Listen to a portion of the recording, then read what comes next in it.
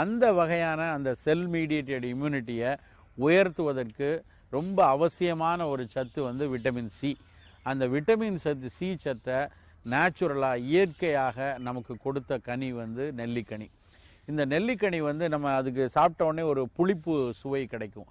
அந்த புளிப்பு சுவைக்கு காரணம் அதில் இருக்கக்கூடிய அந்த அஸ்கார்பிக் அமிலம் சொல்லக்கூடிய அந்த விட்டமின் சி சத்து தான்.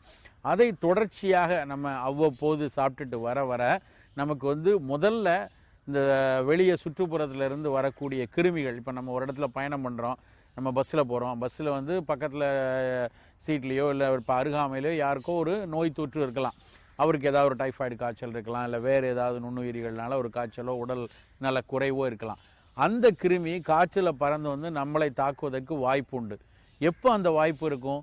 நம்மளுடைய உடல் நோய் எதிர்ப்பாற்றல் குறைவாக இருக்கும் பொழுது அவர் ஒரு தும்முறாருன்னா அந்த தும்மல்ல இருந்து வரக்கூடிய கிருமியை நம்ம